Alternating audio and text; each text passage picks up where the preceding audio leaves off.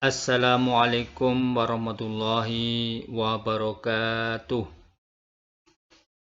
Selamat pagi anak-anak kelas 5. Pada pertemuan kali ini kita mempelajari tema 7 subtema 1 pembelajaran 2 mengenai peristiwa kebangsaan masa penjajahan.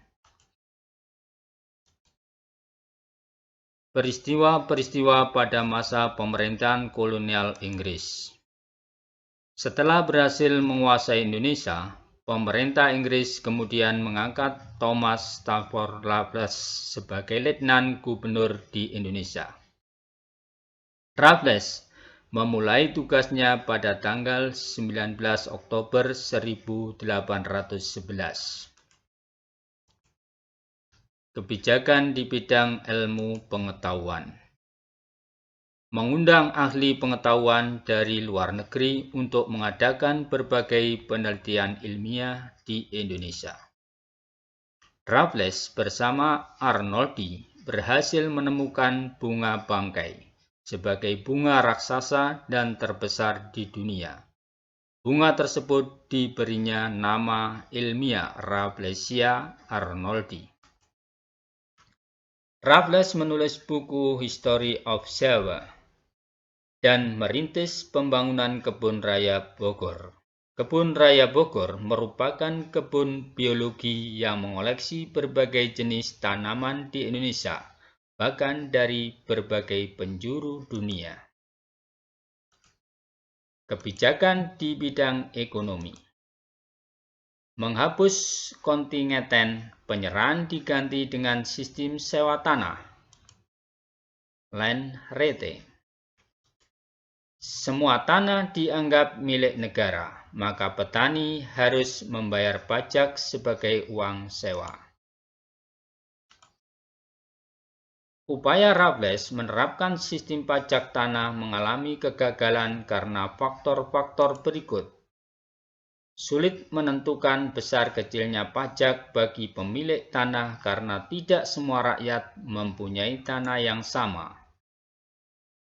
Sulit menentukan luas sempitnya dan tingkat kesuburan tanah petani. Keterbatasan pegawai-pegawai Raffles. Masyarakat desa belum mengenal sistem uang. Kebijakan di bidang pemerintahan, pengadilan, dan sosial. Dalam bidang ini, Raffles menetapkan kebijakan berikut. Pulau Jawa dibagi menjadi 16 keresidenan termasuk Yogyakarta dan Surakarta. Setiap keresidenan mempunyai badan pengadilan. Melarang perdagangan budak. Peristiwa-peristiwa pada masa pemerintahan kolonial Belanda. Pada tahun 1595, Belanda berangkat dari Eropa di bawah pimpinan Cornelis de Houtman dan sampai di Indonesia pada tahun 1596 dengan mendarat di Banten.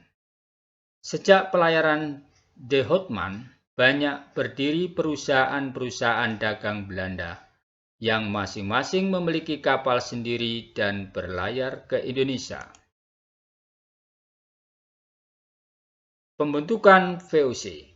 Pedagang Belanda dengan didukung oleh pemerintahnya membentuk kongsi dagang yang bernama VOC. Verenigde Oostindische Compagnie pada tanggal 20 Maret 1602.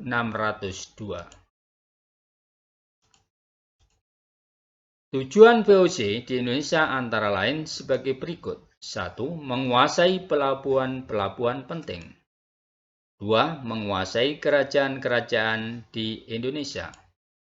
Yang ketiga, melaksanakan monopoli perdagangan rempah-rempah. Pengalihan kekuasaan VOC kepada kerajaan Belanda memasuki akhir abad ke-18, kejayaan VOC mulai merosot, disebabkan oleh faktor internal yang menyebabkan kemerosotan VOC adalah sebagai berikut. Banyak pegawai VOC melakukan korupsi. Yang kedua, sulitnya melakukan pengawasan terhadap daerah penguasaan VOC yang sangat luas. Yang kedua, karena faktor eksternal. VOC adalah sebagai berikut ya. Sebagai berikut. 1. Meletusnya revolusi Prancis menyebabkan Belanda jatuh ke tangan Prancis di bawah pimpinan Napoleon Bonaparte. Penentangan oleh rakyat Indonesia terhadap VOC dalam bentuk peperangan yang banyak menyedot pembiayaan dan tenaga. Pada tanggal 15 Januari 1808, Herman W. Daendels menerima kekuasaan dari Gubernur Jenderal W.C. Daendels dibebani tugas mempertahankan Pulau Jawa dari serangan Inggris karena Inggris telah menguasai daerah kekuasaan VOC di Sumatera, Ambon, dan Banda. Sebagai Gubernur Jenderal, langkah-langkah yang ditempuh Daendels antara lain meningkatkan jumlah tentara dengan cara mengambil dari berbagai suku bangsa di Indonesia, membangun pabrik senjata di Semarang dan Surabaya, membangun pangkalan armada di Anyer dan Ujung Kulon, membangun jalan raya dari Anyer hingga Panarukan sepanjang lebih kurang 1.100 km. Dan yang kelima, membangun benteng-benteng pertahanan. Daendels menerapkan sistem kerja paksa Rodi. Daendels juga melakukan berbagai usaha untuk mengumpulkan dana dalam menghadapi Inggris.